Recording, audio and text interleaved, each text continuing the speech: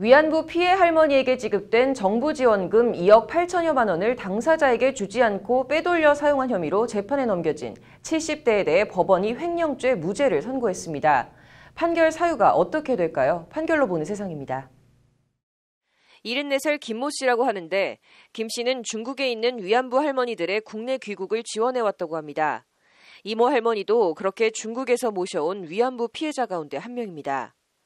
한국에 온 이 할머니는 지난 2011년 한국 국적을 회복했고 정부 지원금이 나오기 시작했는데 김 씨는 이 할머니 앞으로 나온 억대의 지원금을 횡령한 혐의로 재판에 넘겨졌습니다.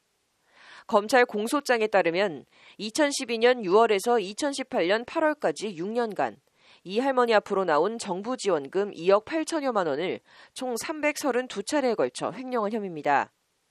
할머니에게 정부 지원금을 지급하지 않고 임의로 사용했으니 외관상은 다른 사람 돈을 횡령한 혐의가 뚜렷해 보입니다.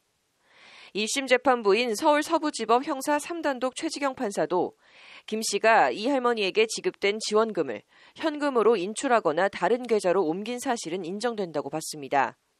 그럼에도 재판부는 김 씨에 대해 횡령했다고 단정하기는 어렵다며 횡령죄 무죄를 선고했다고 오늘 밝혔습니다.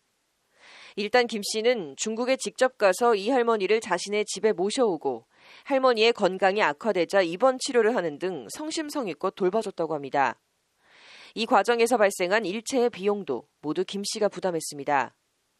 이 할머니가 요양병원에 입소했을 때는 주 2회 방문하고 생일도 챙기는 등 진짜 가족처럼 성심성의껏 이 할머니를 돌봐줬습니다. 지난해 12월 발세한 이 할머니는 생전에 자신의 아들에게 한국에서의 모든 생활을 김 씨에 의지하고 있다며 김 씨가 많은 도움을 줬다. 이것은 돈으로 갚을 수 있는 게 아니라고 김 씨에 대한 고마움을 가감없이 나타냈다고 합니다. 이 할머니의 아들도 김 씨가 가족과 같은 관계여서 지원금을 돌려받을 생각이 없다는 취지로 재판부에 진술했습니다. 이에 재판부는 피해자의 유일한 상속인인 아들의 말을 비춰보면 피고인이 구체적인 사용 내용을 증빙하지 못하더라도 피고인이 피해자의 의사에 반해 임의로 지원금을 횡령했다고 단정하기는 어렵다며 김 씨에 대해 횡령죄 무죄를 선고했습니다.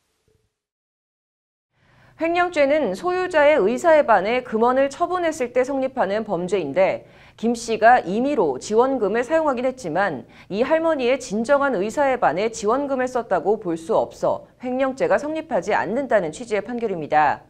74살의 고령인 김 씨는 이 할머니 외에도 중국에 있는 다른 위안부 할머니들의 귀국도 도와준 것으로 전해졌는데 선의로 시작한 일이 법에 주눅들어 위축되지 않았으면 하는 바람입니다. 판결로 보는 세상입니다.